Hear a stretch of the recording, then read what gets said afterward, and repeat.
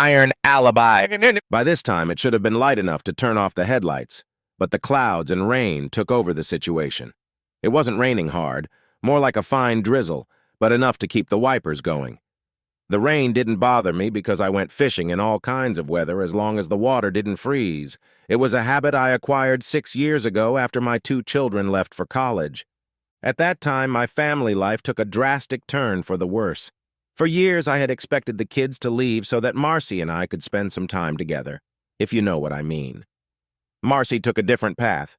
After the kids left, she found new interests and new friends, which didn't include me. Of course, being the gullible fool that I was, I initially had no idea that there was more to it than that. Luckily, I found out before it was too late. Danny, wake up, we're almost there.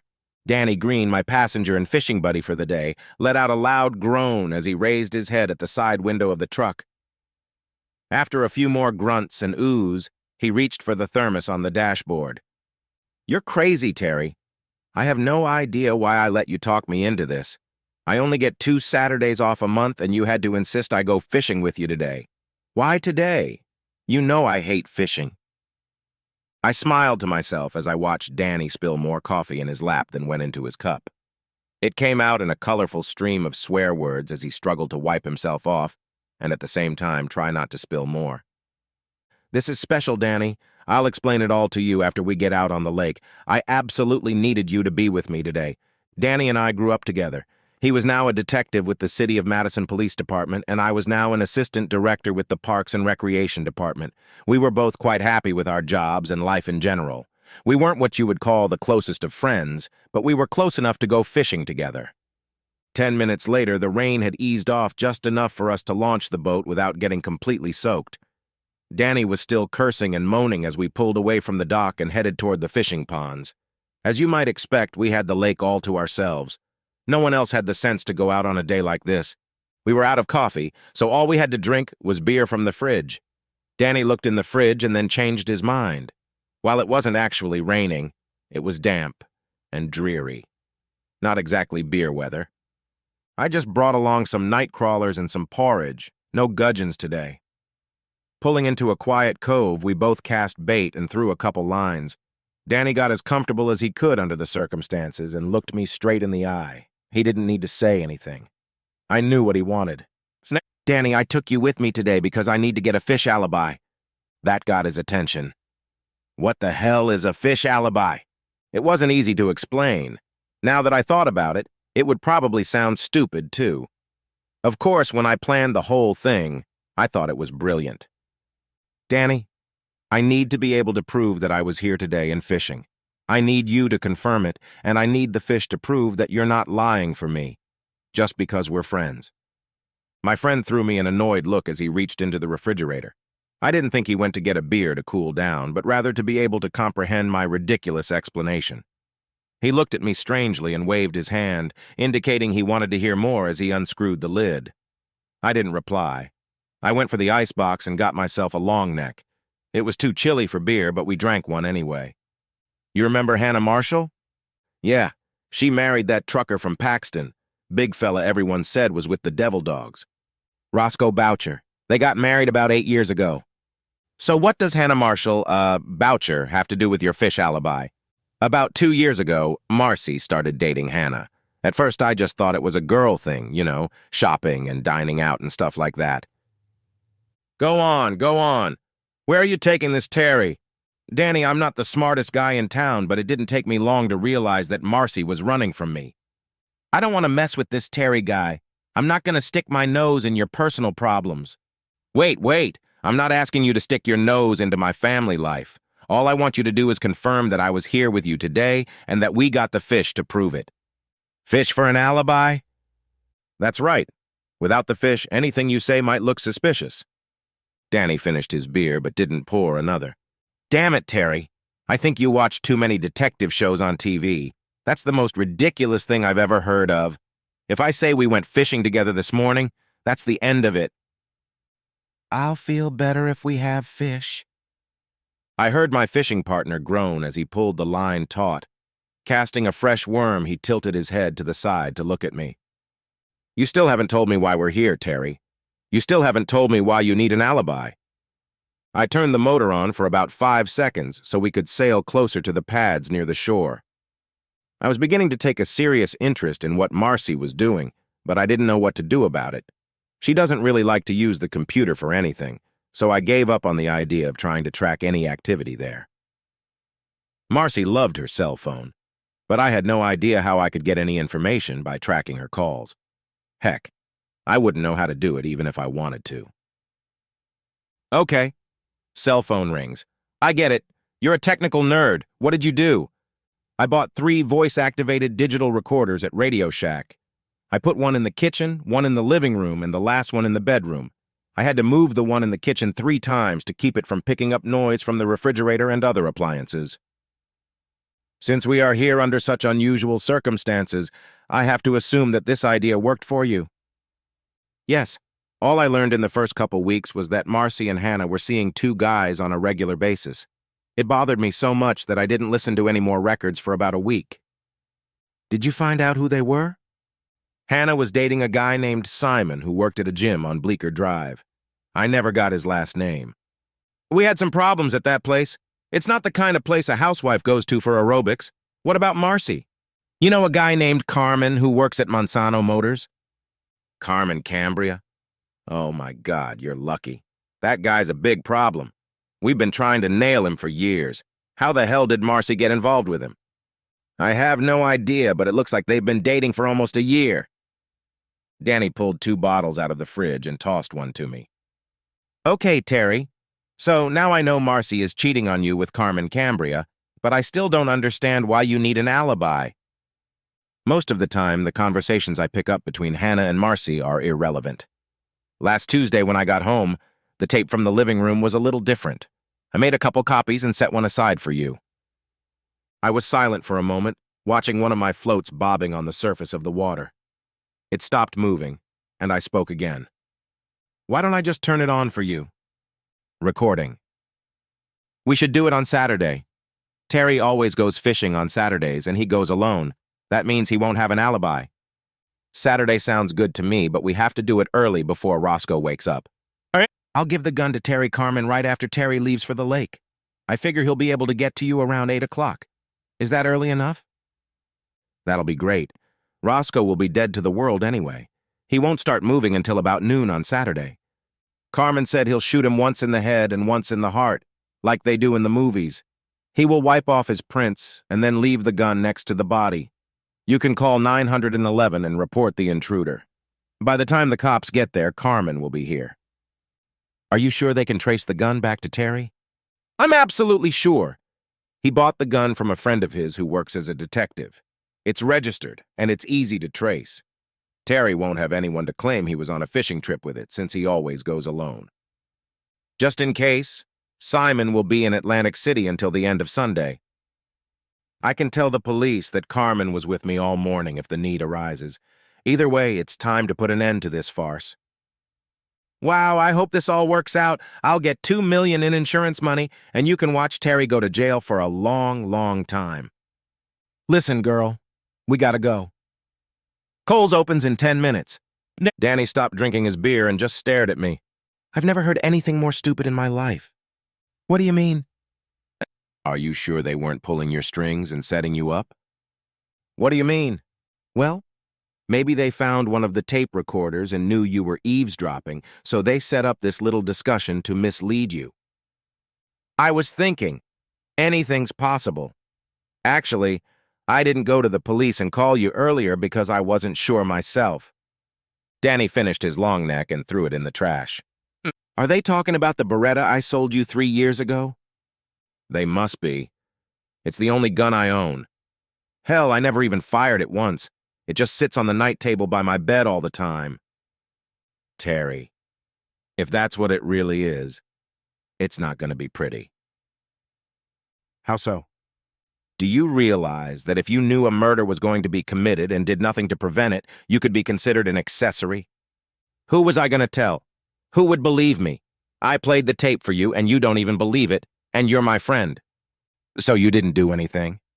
No. Last night when Marcy was asleep, I took the Beretta to the garage and I broke it. You broke it? Yeah, I made it so it wouldn't work. My fishing partner let out a long sigh. Well, that's a relief. I feel much better about the situation now. Good move, Terry. We still haven't caught a single fish. Danny pulled out one line and removed the float. I watched as he secured the lead sinker to the bottom and put a ball of gruel on the hook. He cast it into the water and fed the fishing line until it touched the bottom. 2 minutes later, he pulled a 30-centimeter-long sucker into the boat. All right, buddy. We got your alibi. Let's get the hell out of here. I have a feeling I'm going to get a call real soon if your tape wasn't fake. We'd been driving for about 20 minutes when Danny started verbally attacking me again. Terry, I can't believe you let this get so messed up. It sounds like some weird urban legend you could read on the internet. Nothing makes sense. Ah, come on. It's not that unbelievable, is it? It could have happened. I don't think so. It's the worst planned crime of the century. No one would be stupid enough to try something like this. I can't believe you fell for it. Okay, Mr. Know-It-All. If the conversation was a setup, what were they trying to get me to do? Did they want me to call the police? Did they want me to warn Roscoe? Did they want me to confront Carmen? Hell, maybe Marcy just wanted me to leave and file for divorce. Why would they do something like that? I don't know. I just can't believe it. Why would they leave a gun that was wiped clean of fingerprints if they were trying to frame someone? What about GSR and DNA? This isn't the 20th century. We now have the technology to clear up all that evidence. Ha! Who's watching too much TV these days? Before they can figure it all out, I'll be rotting in a jail cell. Danny was just starting to crack a smile when his cell phone rang. Detective Green. What's up? As Danny listened to the phone ring, I noticed he mouthed the words, "Oh shit." Okay. Give me the exact address, but it'll probably take me 10 minutes or so to get there. Keep everyone in the house and don't move anything unless absolutely necessary. Danny turned off his phone and leaned back in his chair. I take it you know the way to Roscoe and Hannah's house? 5 minutes later, he looked at me. Stop smiling, you sly-ass fool. It's not funny. I was still smirking as we pulled up in front of the house. Danny quickly stopped the ambulance guys as they rolled the gurney to the van. After examining the passenger, he shook his head incredulously. A plainclothes officer approached him, and they soon had a lively conversation, complete with waving arms and indistinguishable shouts. There were at least 4 black and white cars with flashers on the street. Danny waved to me as they headed toward the house. Detective Wallace, this is Terry Connor. Terry, Don Wallace. As I shook his hand, he commented carelessly, "Oh, you're the guy with the gun." It was a comment somewhat posed as a question. Danny stopped and turned to him. Wallace, who told you it was Terry's gun? Don Wallace seemed a little uncomfortable with the question. It was Mrs. Boucher. I asked her who owned the gun, and she didn't hesitate to name Terry Connor. Don, how did she know that? I don't understand. How did Hannah Boucher know that the gun belonged to Terry Connor? I don't know. Have someone take her down to the station. We got a lot to talk about. Detective Wallace went into the house. Danny looked back at the ambulance pulling away. I couldn't catch much of it, Danny, but from what I could see, he was in bad shape. Is Roscoe going to be okay? Roscoe? Roscoe's fine. That bloody mess on the way to the hospital is Carmen Cambria. Oh. Terry, I thought you said you broke your gun? I did. Damn. It took me about 2 hours. What the hell did you do to it? I drilled a little hole in the barrel, and then I put a bolt in it. When I was done, it seemed to block the barrel pretty well. I broke 4 drill bits making that hole. Why do you ask? Why didn't you just take the bolt out? I didn't know how to do that. Danny took a deep breath and smiled slightly at me. It looks like Carmen decided to wake Roscoe up just before he shot him. I guess it was some kind of macho move. Anyway, when Carmen pointed it at Roscoe's head and pulled the trigger, it exploded and ripped off half his hand. He lost his thumb and 2 other fingers. It only took Roscoe a few seconds to realize what was happening. He was still beating Carmen 5 minutes later when the police finally arrived. They had to hit him with a stun gun to drag him away. Well, I kind of broke it. It didn't really work. Jesus, Terry, I can't believe all this. When we got into the house, Detective Wallace was bringing Hannah out in handcuffs. I think he realized something. Danny looked back at Wallace as he walked by. Go to 321 David Drive and pick up Marcy Connor as well. And whatever you do, don't let the two of them get together. Use 2 cars. Roscoe sat at the kitchen table. The EMT was treating his hands with some kind of antiseptic. It must have hurt a little, but he didn't even flinch. He looked up sharply when he saw Danny and me. Terry, was that damn gun yours? I looked at Danny with a guilty expression on my face, not knowing what to say. Yeah, it was mine, but I didn't give it to him. I keep it in my nightstand for protection. Well, you're damn lucky you never had to use it. I don't know what was wrong with it, but I'm a lucky man. Danny realized my dilemma and stepped in. Roscoe. Terry found out about what Carmen was going to do, but didn't know how to handle it. He notified me this morning, but he broke out the Beretta just in case. That's why the whole thing blew up. Jesus, Terry, why didn't you let me know? I was afraid I might be wrong, or they might change plans if the first one didn't work. If it wasn't real, none of this would have happened. I'm sorry, Roscoe, but I sure as hell didn't know what to do. I did the best I could. All right. I don't like it, but I understand. By the way, why didn't you just pull the bolt? Out of the corner of my eye, I saw Danny smile as I groaned at Roscoe's obvious question. Roscoe stood up and put his hand on my shoulder, heading towards the refrigerator. Don't worry about it. You did a great job. Weirdly, but good. He grabbed a bottle of V8 juice from the top shelf and took a few big gulps. I went outside while the police sorted out everything else that needed to be done. 20 minutes later, Danny came out and told me to go home. I wasn't looking forward to it, but Marcy wouldn't be there anyway, so it didn't matter. When I got home, I found that Marcy had made fresh coffee. I guess she was expecting guests. I drank 2 cups and then plopped down on the couch for a little nap. Getting up at 4 a.m. sometimes makes me drowsy later in the day. About 5 hours later, I was awakened by a phone call. Terry? Terry, it's Wilbur. Marcy just called me from the courthouse and asked me to come over and bail her out. She didn't tell me anything else. What the hell is going on? Why didn't she call you? Wilbur, I'm afraid your daughter's in a little trouble. She didn't call me. In fact, she probably won't even talk to me. You're gonna have to get her to explain it to you herself because I'm afraid you won't believe me. Damn, that sounds ominous. Is she hurt or something? No, she's fine. When you bail her out, please take her back to your place. I'll get all her clothes and stuff there as soon as I can. Can you raise the money you need? Yeah, that won't be a problem. What about the kids? Do they know? I'll let them know, Wilbur. Don't worry about it. After my father-in-law hung up the phone, I grabbed a half-dozen garbage bags and started stuffing them with Marcy's outfits. I emptied the dressers first, and then the closets and bathroom. Anything else that could be put away, she could pick up later. I put the alibi fish along with her best dresses and threw the bags in the stern of the boat. I called my son Benson at his apartment in Clarksville. He had been stationed at Fort Campbell for the last 2 years. I told him his mother was in a bit of a jam but didn't go into details. I knew he had many more questions, but I didn't want to go into details at this point. My daughter Sharon didn't take it all so calmly. She had been living in Baltimore with her new husband for about a year now. Since I refused to explain to her what was going on, she let me know that she would be home first thing in the morning. For some reason, she seemed a little upset with me. I didn't push it. 20 minutes later, I stacked all of Marcy's bags on the porch of her parents' house. No one was in the house when I arrived, and I didn't feel like waiting. I headed to the Outback for dinner. I had a hard time finding a parking spot with the boat in the back of the truck. I got a good night's sleep that night. Sunday, I could do almost nothing, so I spent the day taking inventory of everything. I decided it was time to move on. I made 2 lists, what I could leave behind and what I wanted to take with me. It was pretty simple. I decided to take all the money I could get my hands on and give up everything else. I didn't need a house, and since my needs were simple, I could find some kind of work almost anywhere. At this point, I saw no reason to get a divorce. I had pretty much finalized everything when Sharon came along. My daughter was unusually silent as we entered the kitchen. She made herself comfortable while I made a fresh batch of coffee. A cheerfulness began, and I sat down. I'm sorry about all this, Daddy. You have nothing to be sorry about.